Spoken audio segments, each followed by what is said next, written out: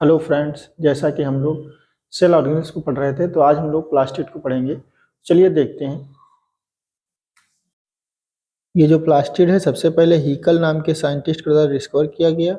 Simper नाम के एक साइंटिस्ट ने इसको क्लासिफाई किया। ये तीन प्रकार के होते हैं, ल्यूकोप्लास्ट, क्रोमोप्लास्ट और क्लोरोप्लास्ट। ल्यूकोप्लास्ट ऐसे प्लास्टिड हैं जिनमें कि कोई पिगमेंट नहीं होता है, ये कलरलेस होते हैं। ये तीन प्रकार के होते हैं, एमाइलोप्लास्ट, एलाइयोप्लास्ट और प्रोटीनोप्लास्ट। एमाइलोप्लास्ट स्टार्च का स्टोरेज करते हैं, एलाइयोप्लास्ट फैट का स्टोरेज करते हैं, जबकि प्रोटीनोप्लास्ट प्रोटीन का स्टोरेज करते हैं। नेक्स्ट है क्रोमोप्लास्ट। क्रोमोप्लास्ट में कलरफुल पिगमेंट होते हैं, जैसे कि आप फ्लावर को देखते हैं, फ्रूट्स को देखते हैं, जो उसमें कलर आता है वो क्रोमोप्लास्ट की वजह से आता है। क्रोमोप्लास्ट में कलरफुल पिगमेंट होते हैं। रेड एंड ऑरेंज पिगमेंट जो शो करते हैं वो कैरोटीन होते हैं, जबकि येलो और ब्राउन जो कलर शो करते हैं वो जैंथोफिल होते हैं, जबकि पर्पल कलर रखने वाले पिगमेंट एंथोसाइनिन होते हैं। नेक्स्ट है क्लोरोप्लास्ट, जिसको हमको डिटेल से पढ़ना है। क्लोरोप्लास्ट जो है ये सिम्पर के द्वारा 1864 में डिस्कवर किया गया था। ये पौधों के ग्रीन पार्ट्स में पाए जाते हैं। क्लोरोप्लास्ट में क्लोरोफिल के प्रेजेंस की वजह से ही जो क्लोरोप्लास्ट हैं ये ग्रीन कलर के दिखते हैं। जो मेजर क्लोरोफिल पिगमेंट्स हैं वो दो हैं, क्लोरोफिल ए और क्लोरोफिल बी। क्लोरोफिल ए का जो केमिकल फार्मूला है वो C55H72O5N4Mg। बी का जो केमिकल फार्मूला है वो है C55H70O6N4Mg। ठीक है, अभी हम लोग क्लोरोप्लास्ट को डिटेल से जानेंगे। एक्चुअली ये जो क्लोरोप्लास्ट है ये डबल मेम्ब्रेन सेल ऑर्गेनिल्स, जैसे यहाँ पे दिखाया गया है, आउटर मेम्ब्रेन और इनर मेम्ब्रेन, दो मेम्ब्रेन होती हैं। क्लोरोप्लास्ट के अंदर जो फ्लूइड भरा रहता है उसको हम बोलते हैं स्ट्रोमा। इसमें कुछ पाउच लाइक स्ट्रक्चर एक दूसरे से स्टैक्ड होते हैं, एक ढेरनुमा संरचना बना लेते हैं। इस ढेरनुमा संरचना, स्टैक्ड संरचना को हम क्या बोलते हैं? ग्रेनम। इसको हम बोलते हैं ग्रेनम। और ये बहुत से जब ढेर आपस में जुड़ जाते हैं तो उसको हम कलेक्टिवली बोलते हैं ग्रेना। तो कलेक्टिवली बोलते हैं ग्रेना। तो ग्रेना जो है वो प्लूरल वर्ड है, जबकि ग्रेनम जो है वो सिंगुलर वर्ड है। एक ग्रेनम में 5 to 25 थाइलेकॉइड्स होते हैं। ये जो पाउच लाइक स्ट्रक्चर है, इस सिंगल पाउच को हम बोलते हैं थाइलेकॉइड्स। इस सिंगल पाउच को हम क्या बोलते हैं? थाइलेकॉइड्स।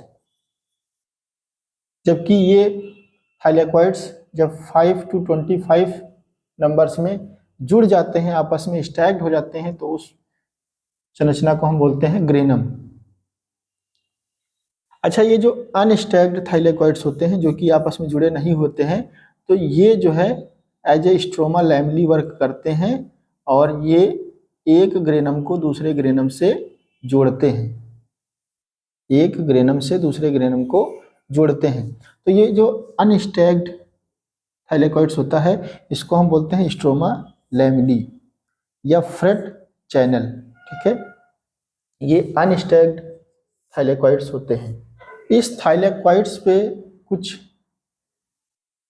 पार्टिकल्स पाए जाते हैं, जैसे कि माइटोकॉन्ड्रिया में जब हम पढ़ रहे थे तो क्रिस्टी पे देखे थे कुछ पार्टिकल्स पाए जा रहे थे। उन पार्टिकल्स को हम F1 पार्टिकल्स बोल रहे थे, उन पार्टिकल्स को हम F1 पार्टिकल्स बोल रहे थे या ऑक्सीसोम बोल रहे थे। यहाँ पे जो पार्टिकल्स पाए जाते हैं वो CF1 पार्टिकल्स, और ये जो पार्टिकल्स हैं ये जिस स्टाक से इस पे जुड़े रहते हैं उसको हम बोलते हैं CF0, जबकि वहाँ पे हम क्या बोल रहे थे? F0। CF का मतलब है क्लोरोप्लास्ट कपलिंग फैक्टर। ये जो CF0 है ये हाइड्रोफोबिक प्रोटीन्स को कैरी किया होता है, जबकि CF1 जो है ये प्रोटीन कॉम्प्लेक्स रखता है। ये प्रोटीन कॉम्प्लेक्स रिस्पॉन्सिबल होता है एटीपी सिंथेसिस के लिए। क्लोरोप्लास्ट में फोटोसिंथेसिस की प्रोसेस होती है। फोटोसिंथेसिस का मतलब होता है synthesis in the presence of light. जो फोटोसिंथेसिस है वो दो पार्ट में डिवाइड होती है, एक लाइट रिएक्शन, एक डार्क रिएक्शन। लाइट रिएक्शन में क्या होता है कि सोलर एनर्जी को केमिकल एनर्जी या फिर एटीपी में कन्वर्ट किया जाता है। ये जो एटीपी है या केमिकल एनर्जी है, ये डार्क रिएक्शन में काम आती है CO2 के रिडक्शन के लिए। CO2 के रिडक्शन से C6H12O6 मतलब ग्लूकोज का फॉर्मेशन होता है। तो इस प्रकार से हम देखते हैं कि क्लोरोप्लास्ट में क्या होता है, फूड का सिंथेसिस होता है। जो भोजन बनता है पौधों के लिए वो कहाँ बनता है, क्लोरोप्लास्ट में। इसीलिए क्लोरोप्लास्ट को हम बोलते हैं किचन ऑफ द सेल। ठीक है। जो क्लोरोप्लास्ट है इसका जो केमिकल कंपोजिशन है उसमें प्रोटीन जो है वो 50 to 59% है, जबकि लिपिड जो है वो 21 to 34% है। क्लोरोफिल पिगमेंट्स 5 to 8% है।